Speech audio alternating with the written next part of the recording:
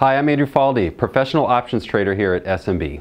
Being on the right side of big moves that last for weeks is an awesome feeling. But even the top swing traders in the world know that 6 out of 10 swing trading attempts will be break-even or losing trades. Yeah, that's right. The best swing traders in the world usually have 40% accuracy in their trading. But imagine turning that into 70 or even 85% win rate. Stick around. In this video, I'll show you how to do that.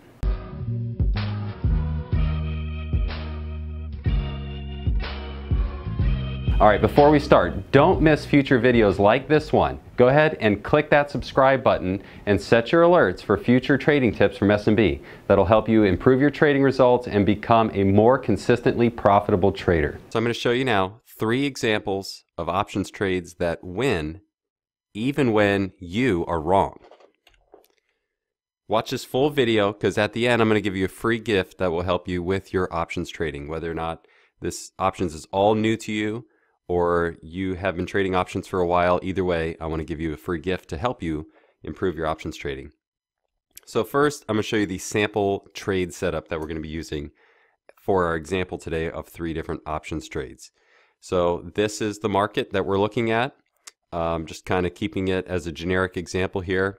And let's just say you see this point up here where we try to break to a new high, it fails and starts to come down. So we're just going to use this as a short bias. So we're just taking a bias of, hey, we're going to try to catch this short, and our setup is going to be on the short side. So entering short. So all of our examples are going to use this same entry point to show you the 3 options trades, but we're going to start with a baseline of shorting the market outright.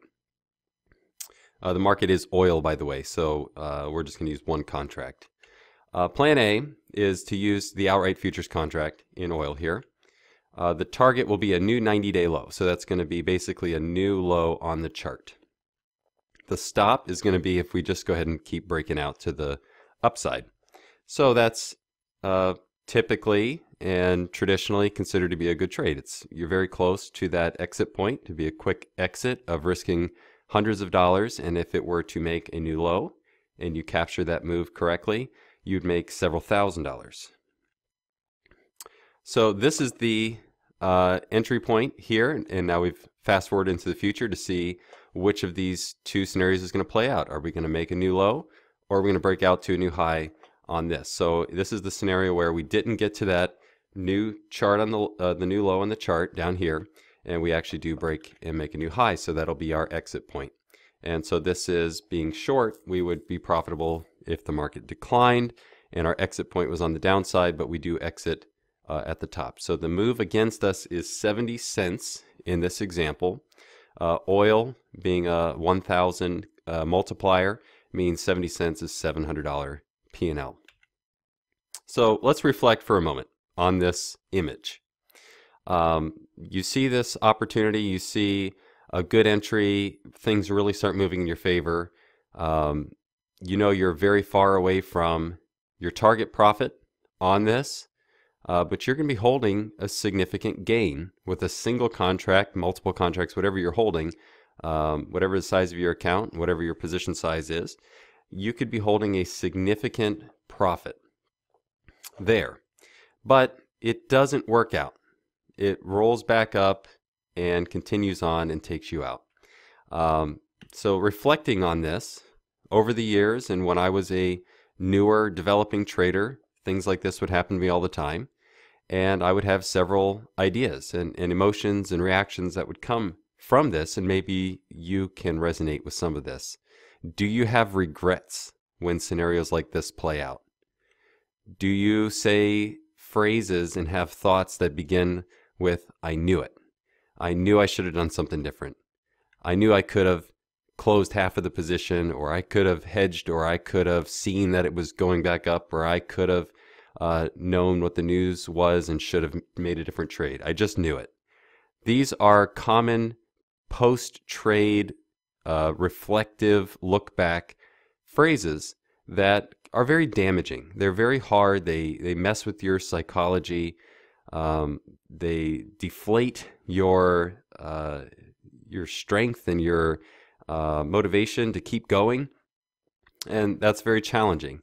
And one of the issues with this is that, as I said at the beginning, swing trading, trying to catch big moves, is typically less than 50% win rate. When you do catch wins, you can hold them for a very long time. So if you were to actually hold that trade all the way to the low, that probably would be held for a longer period of time because it usually takes time to make that bigger move. So you would hold it for a long time, you'd catch that win, and that requires patience. So even though less than half of the trades win, you can spend a lot of time in those winners. So then you still have to develop overcoming these emotions that pop up. And in the future, you have a trade that's winning and say, well, last time, things turned around halfway and I gave up my win, and it turned into a loss. And so you start to act on the basis of that majority of trades that lose, and that may not actually work out for you. So what we're going to talk about is, first of all, this is a huge impact on my trading when I discovered these options trading advantages. And that, yes, there is an alternative to this experience. There's an alternative to holding trades for a pretty long period of time. That was several weeks, over a month actually, I believe. We'll check in a second here. Over a month that you hold that trade and you're up big and then it gives it back and you lose. And that's a hard experience to have, but you don't have to have that experience as often with options as you would just with the underlying market. So back to our example, instead of shorting the futures, we're going to short a call. This is our first options trade example. We're going to have two others. So if you are fundamentally opposed to selling calls, then stick around. We do have two other trades that you might like a lot better, but we're going to start with this one as a basic, fundamental, simple options trade. So here we're going to enter short a call instead of the futures market. So this is a graphic of a single call sold. And for testing purposes, I prefer to use whatever number of futures contracts you would be willing to trade. I like to use a single option as as close as I can get to an apples to apples comparison. So it's the same amount of exposure on an absolute basis as a futures contract. And I'm just trying to compare apples to apples, close as possible, the P&L, the dollar change in value of the trading account, based on using an option instead of a futures contract. Or if this was stocks, it would be an option versus 100 shares. So here's our same scenario. We enter the short call and then we cover the short call, and we still have that movement that goes against us. But here's the big difference. We don't go look at the chart to get our P&L. We have to look at the option value to get our P&L. This one is up $914, even though the move is 70 cents against. So it's the same move. We're using the same data points, that the market over a month later is 70 cents against our initial entry. It was far in our favor, several dollars, comes back and ends up stopping us out on the chart, but the option is profitable by $900.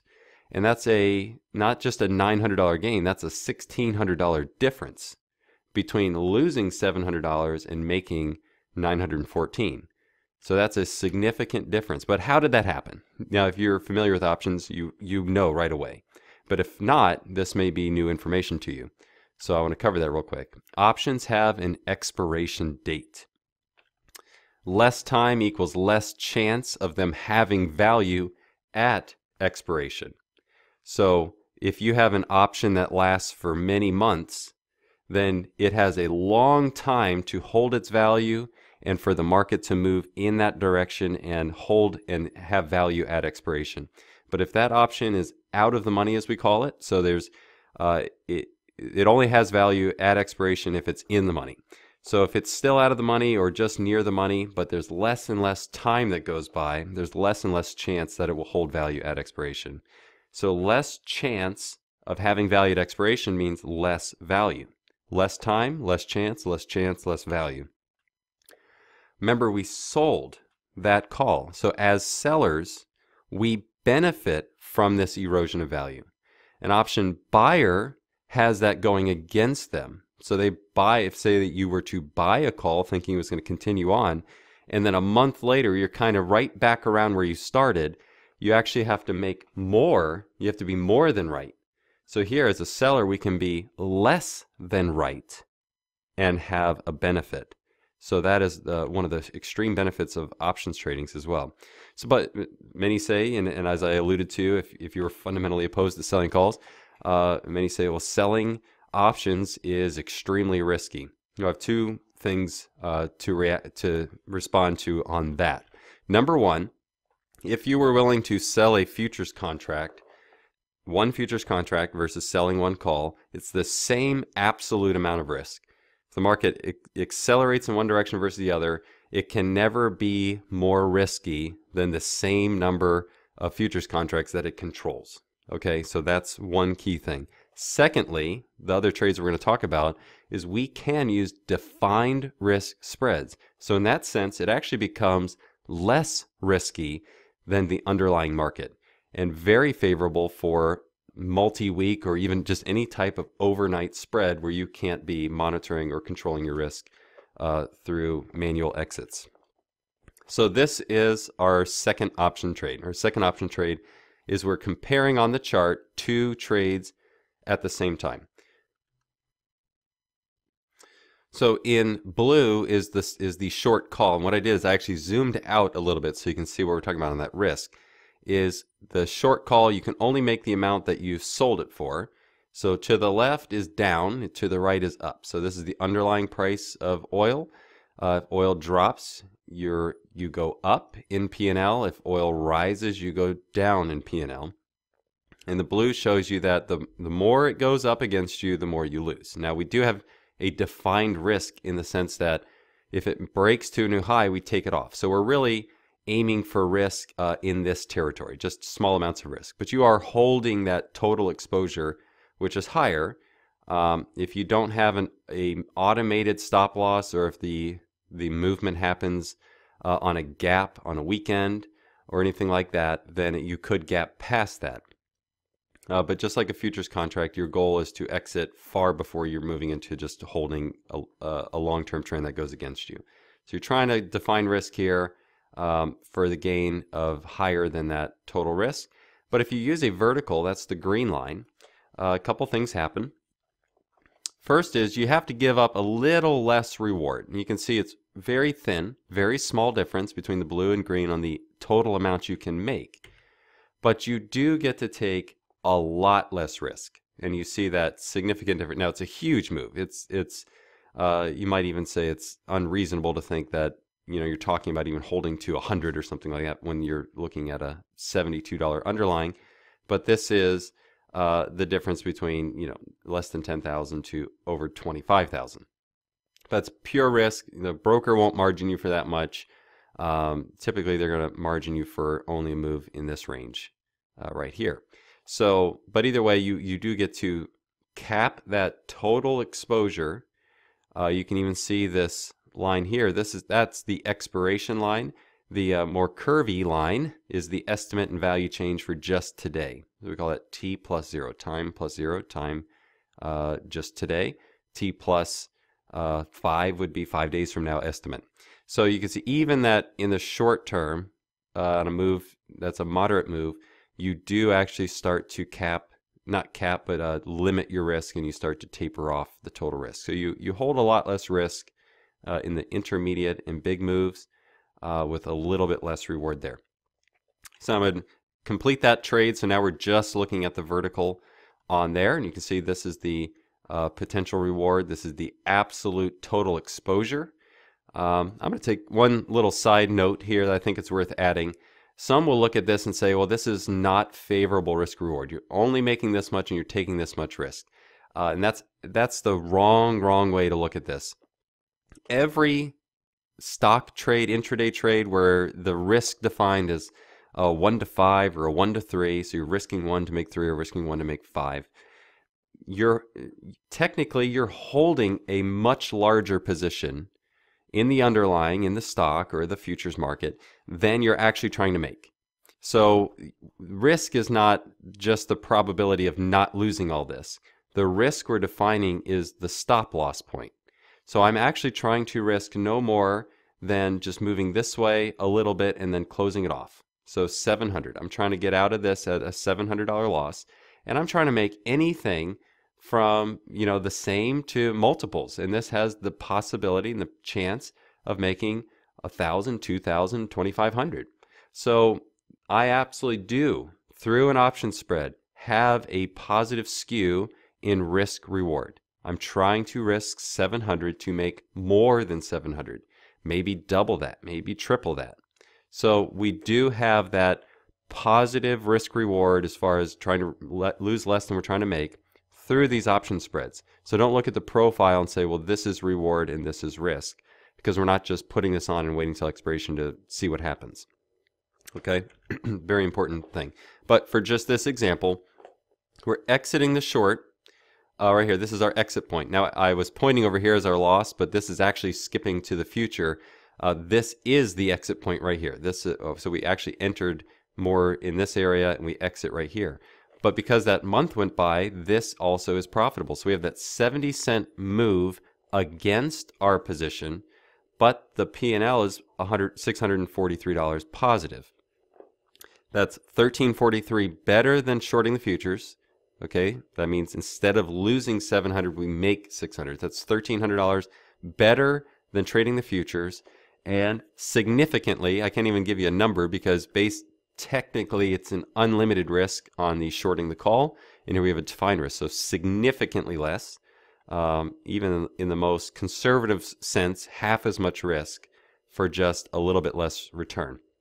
And here's a really important concept. We talk about this in the workshop that I run, is that is to stack edges. So here I'm just showing a single trade, but it's a very important idea to stack your edges. So first, if you have an edge in your options trade, how can you add more options trades to that also have edges and stack them together?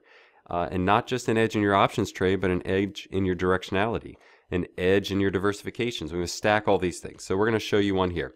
Yes, you can have two opinions at one time. Okay? That does not make you somebody who can't make up their mind. That makes you a great options trader. So yes, you can have two opinions at one time. Let me show you exactly how that works. The blue profile. Now, if this is new to you and that you're starting to, oh my goodness, there's a lot of lines going on. Just, I'll walk you through it slowly. For people who do recognize this, let this be a nice refresher for you. Let this sink in as what you may be doing already and thinking about it in that sense. All right. The blue line is what we just did, and I showed you that example. So this is back at the entry of the trade. Blue line, this is the blue vertical. So this here is where we sell the call. So it can be profitable over here.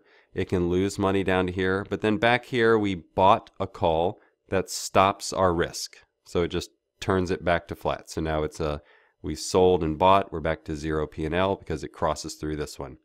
The green is doing the opposite. So we're going over here. We're going to sell a put. And you see the distance is about the same. So just above the market, we sell a call. Just below the market, we sell a put. And then back here, we buy a put.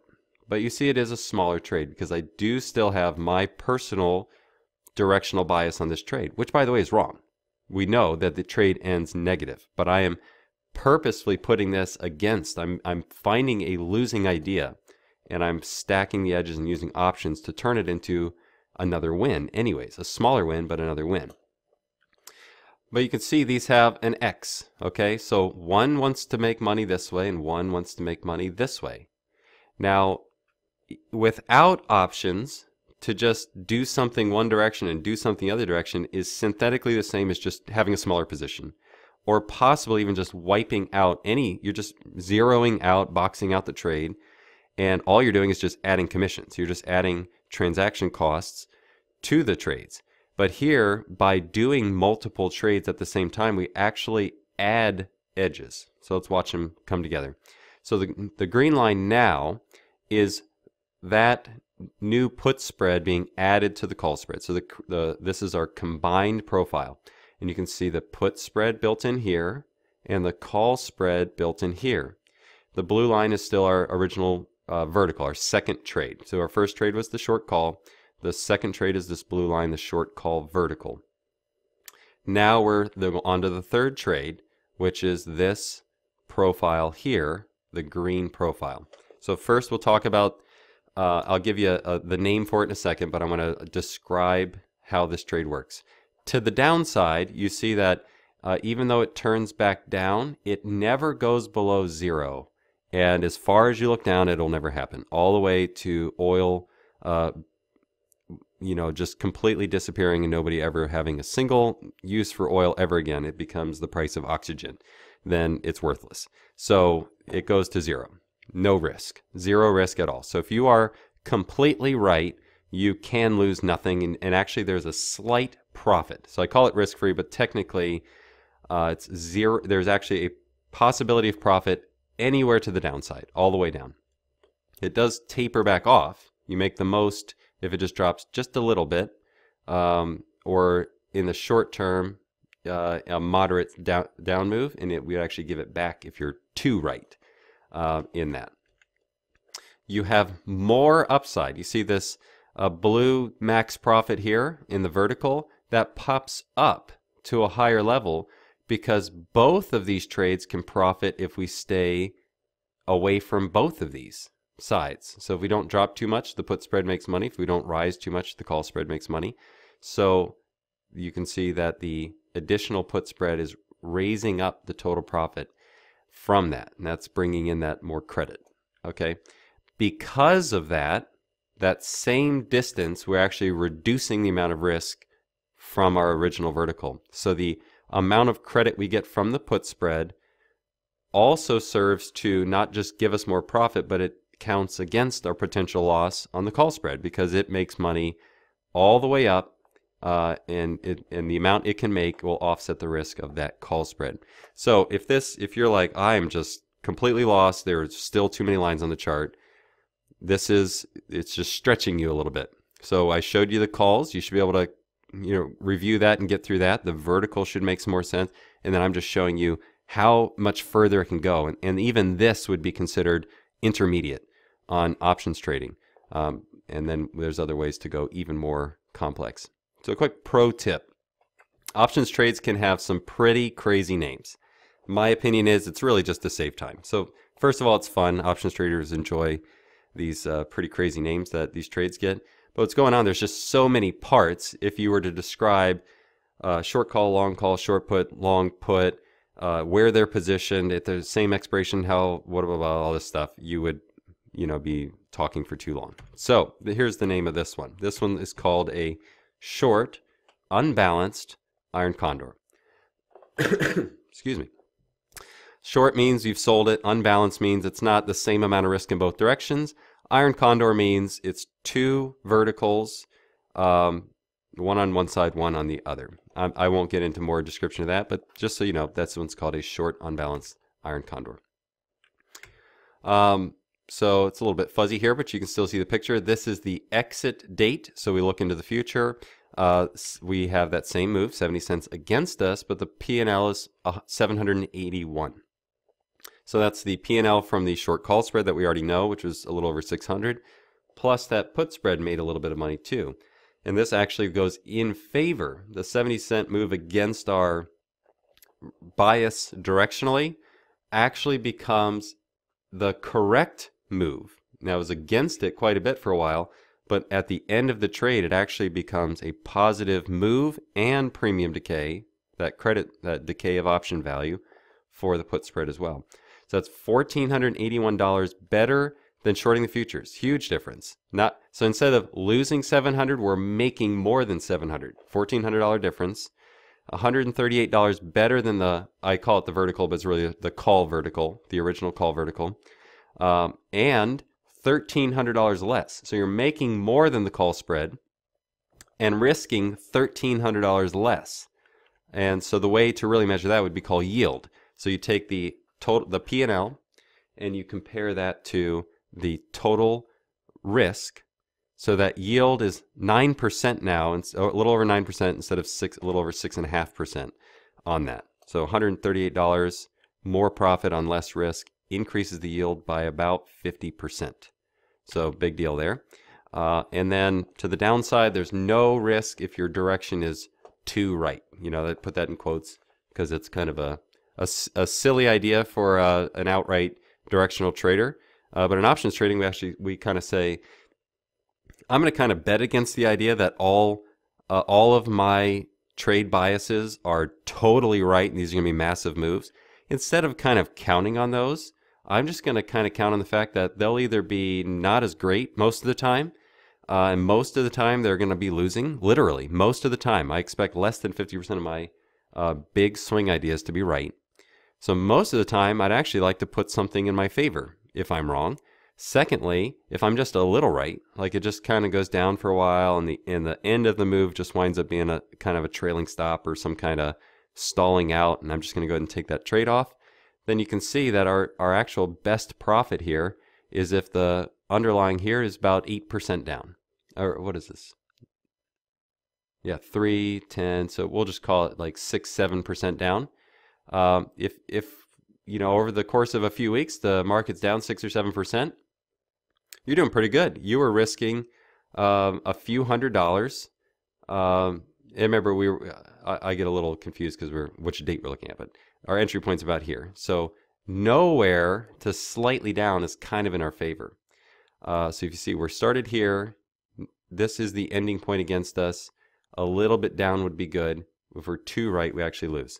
So this brings up another idea. Use your directional bias for defense and build trades that work in more scenarios. So this is the way I trade predominantly.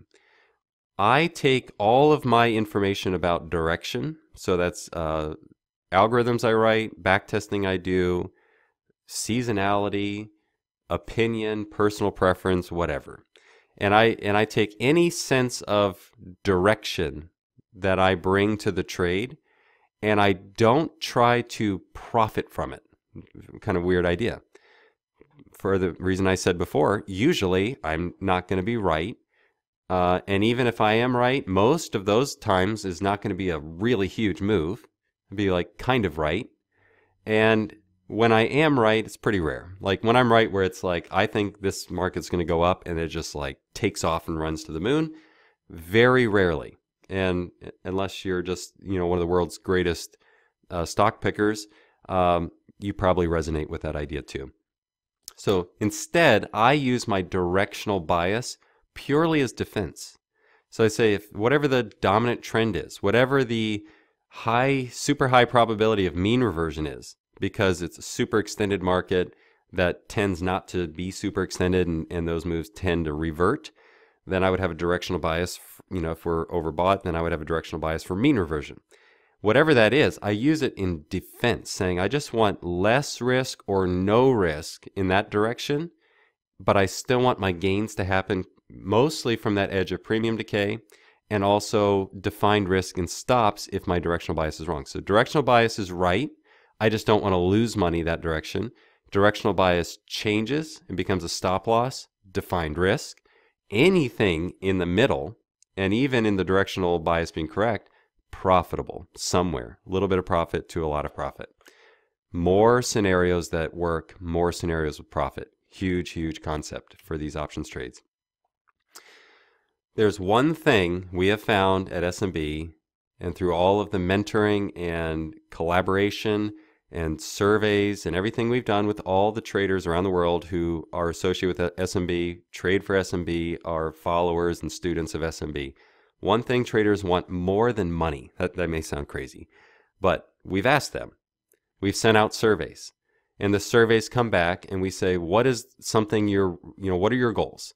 What are you trying to achieve? And we ask them, what is it that you want out of your trading? And the surveys come back, and it was the first time I read through it, it was very surprising to me, but it started to make sense. And then a year later, we do another survey and we get the same answer back. And that is consistency. It's not big, giant wins. It's not to make $1 million. It's to just have consistency of gains. And with options trading, I've found that higher level of consistency of profitability with and bringing in good trading fundamentals, stop losses, directionality, using the right market for your strategy, keeping your costs down. There's all these other aspects. So it's not just, maybe you've seen it before, maybe you've followed options for a while, and options are brought up as a probabilities strategy. And that is absolutely true, but not really the best for good quality trading, sustainable trading. To really get the most out of it, good trading plus the edges available in options will provide that consistency and the skew of positive reward compared to risk on each trade. So again, it's a little bit fuzzy because I copied it from one of our workshop meetings. So I just copied this image from a report we did. It's a good signal made more consistent. Remember, that's what the traders actually want. And if that's how you feel, then this is an opportunity for you to really learn and grow in your trading. This is a good signal made more consistent by selling options. So the one on the left is a really simple momentum strategy. It's I believe this one is a price channel standard. It's either called Donchian channel or price channel, depending on the platform you use. So it's really simple breakout strategy and breakdown strategy. So breaking out to the upside, breaking out, or breaking down to the downside. So you can see what happens here is early on there's a massive gain, and then each of these is a 6-month period, I believe. So it'd be 1, 2. No, actually each of these is a year. I'm sorry. So 1, 2, 3, 4, 5. 5-year study. So huge gain in a few months, and then 1, 2 years. 2 years later, you're actually at a loss. And then a big gain, and then a year later, you're below that point. So even though this looks, wow, a nice stair-step motion in this, remember this is 5 years where you have 2 years where you're negative, 1 gain, a whole year you're down, 1 gain, a year later, just over a year and a half later, you're break even. You were up, but then you gave it back, but a year later you're at break even, and it finally pops up again, so you're actually still down from the year before. You actually have a losing year right here. Definitely not the definition of consistency. Because what happens if you learned about this strategy here? Your first experience would be a year later you'd be losing money. Are you going to keep doing that? Maybe you're very persistent. So you hold on to the next year and you make a little. Are you still going to keep trading this strategy? And you hold on, you do catch that one big win, and that makes up for all that time that you were in it, and that's great. But what if you're on vacation? What if you skipped a signal? Is that something that might happen to you? Could you possibly miss this? Could your psychology from all of these trades interfere, and maybe you only realize 10 or 15 or 30% of this gain because, man, this is one of the biggest gains I've had in a while, and usually when that happens, I give it all back, and you close it. If you do that, now you got to take this entire line and set it back to here. Now you're talking about 4 years later, you're barely profitable on this entire system. Not great for consistency. Basically, there's 5, if I went look back, I think there was several dozen trades. I don't remember what the exact number is, but I think it was less than 100 trades in this, but only 5 of them made up the majority of the profit. That's really inconsistent. So this is only profitable because of a handful of trades, and the rest are about break even or losing. Really, really inconsistent on that. Here's the right side. Same signal, same exact entry and exit, dates, points, everything. But year 1, gain. Year 2, gain. Year 3, gain. 4, gain. 5, gain. Profits every year. No outlier gains. You see what you give up this massive gain because these max out and only can make so much because of those credits. But all this time here where it's chopping around and you have all those small losses going against you, your options decay persists and continues. And you have good risk reduction because we're exiting losers quickly as we can on this simple signal. So we exit those losers, we let premium decay, we keep being defensive. Whatever the dominant momentum is, we say, okay, put options decay where it's profitable. If it keeps going in that way, or if it goes against it a little bit, we're still fine. And we have that higher consistency. Now you'll see the total gains, if you can see it in the blurriness here, depending on your screen resolution and size and everything. The total gain is less, but the drawdown is less than half. So you could actually put double the amount of capital in here and make the same return with less drawdown and far more consistency in that month. Not every single month, but here you got years of no profit. Here you have typically yearly, typically quarterly gains many times every month. So that's a much better experience. All right, and here is the gift for you for sticking through this and watching. I want to share with you these slides completely for free.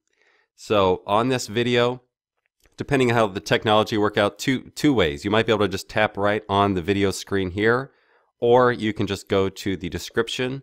Worst case, no matter what, if you have any trouble with it, my Twitter handle is in the bottom left, Andrew Faldy, or you can email at SMB, go to smbu.com, smbtraining.com, anywhere like that, and just let us know. We'll make sure you get these slides. So in the description, tap the video, contact us, whatever you want. I want to give you these slides that describe these 3 trades, show these examples, and here's what I'd like you to do with these. Okay, so here's what you should do with these slides. Read through them every day for 1 week and research each day any concepts that you don't understand.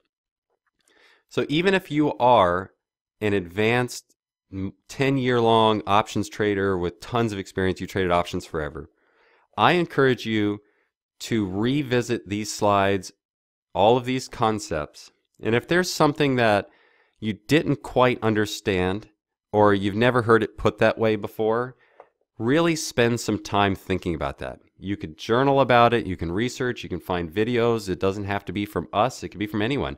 Really explore those concepts and see, is there something you've been missing that can add a lot of value? If you're new to options, most of this is going to be a little overwhelming. So it may take you more than a week. And it's really going to send you down a rabbit trail where these slides may not even be the starting point any time, each day. So, but either way, I encourage you to do this as a good practice. When you discover something that adds value and it makes sense, just going through it once doesn't really make a big impact. You should go through it over and over again. So these slides are really short. It took me a while to go through them, but they're really short. You should be able to scan through them really quickly and pick a concept each day and spend some time on it to really let it sink in and go through that. So I'd love to hear how that goes for you in that research and catch any questions you have. So you can hit me on Twitter, send me a message on Twitter, would be a good way to do that, at Andrew Faldy. Or you can send me an email, afaldy@smbcap.com. So thanks for watching this. Go ahead and get those PDF slides that from this video today. Really appreciate your time watching this and look forward to sharing more with you in the future.